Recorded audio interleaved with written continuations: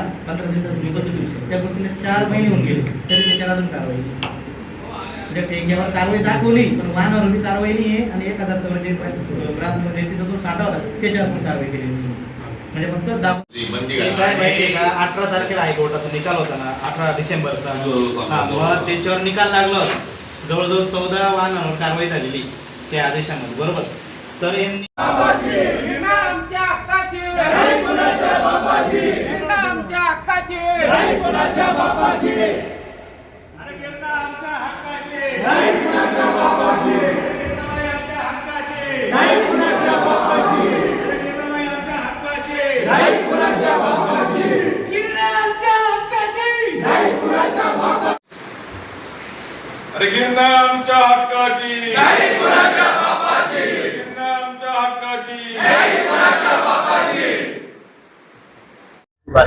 चाळीसगाव तालुक्यातल्या गेल्या अनेक महिन्यापासून नवे तर वर्षांपासून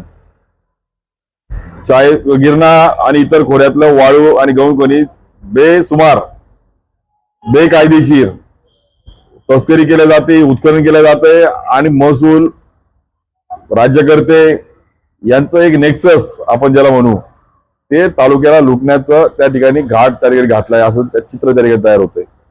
आणि परवा तर या सगळ्यांच्या वर जाऊन एका बालिकेला या वाळूच्या डंपरने चिरडून टाकण्याचं पाप त्या ठिकाणी करण्यात आलं.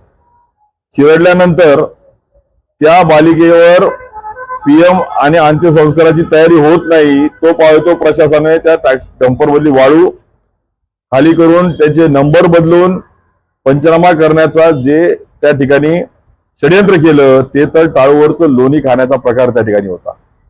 आणि मग हे महसूल प्रशासन, पोलीस प्रशासन, आरटीओ प्रशासन कुणाच्या दबावाखाली काम करतंय, कोण राज्यकर्ता यांच्यावर दबाव आणतोय, कोण या सगळ्या वाळू तस्करी करणाऱ्यांना आश्रय देतोय, कोण हा दारीतला शुक्रचारी की जो तालुक्याला लुटतोय, त्या प्रवृत्तींना कुठेतरी आवर घातला गेला पाहिजे. आणि म्हणून शेतकरी 80-85 वर्ष वय असलेले आज काही शेतकरी गिरणा खोऱ्यातले आज या ठिकाणी आले.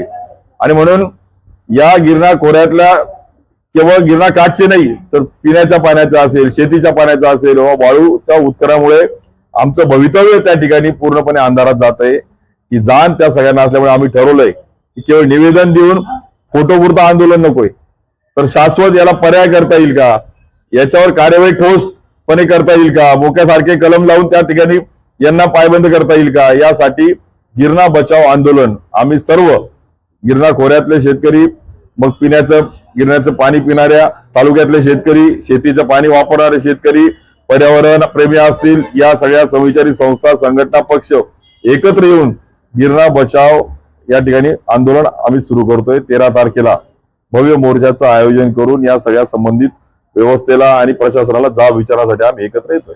दादा, ती वाळू जी खाली करण्यात आली आणि त्याच्यानंतर एक आरोपीही वाढवण्यात आलाय, काय माहिती आहे? काल ज्या वेळेस आम्ही रईपुरी गाव, ज्या गावातली बालिका चिरडल्या गेली, ज्या वेळेस सांत्वनपर भेट दिली त्यावेळेस लक्षामध्ये आलं की फोटो व्हिडिओ मध्ये डंपरचा नंबर वेगळा आहे आणि पंचनामा करत असलेल्या त्या प्रशासनाच्या कागदावरचा नंबर वेगळा आहे. आणि मग त्यावेळेस आम्ही एसपी आणि पीआयला जाब विचारला, त्यावेळेस आज त्यांनी तिकडे आरोपी वाढवला, त्याची त्या ठिकाणी दखल घेतली. म्हणजे इतकं सुस्त प्रशासन, एकीचा जीव जातोय, तालुका लुटला जातोय आणि तिकडे प्रशासन केवळ तेही बघायला तयार नाही नक्की नंबर खरे का खोटे. आणि म्हणून हे मोठं एक नेक्सस आहे. हे एक मोठं लोकप्रतिनिधी, राज्यकर्ते, प्रशासन हाताशी धरून, त्यांच्या बगल बच्चांना हाताशी धरून हे तालुक्याचं वैभव लुटण्याचं काम जे सुरू आहे हे तालुका कदापि सहन करणार नाही. आणि म्हणून यासाठी आम्ही सगळे एकत्र येऊन या विरुद्ध लढा पुकारतोय.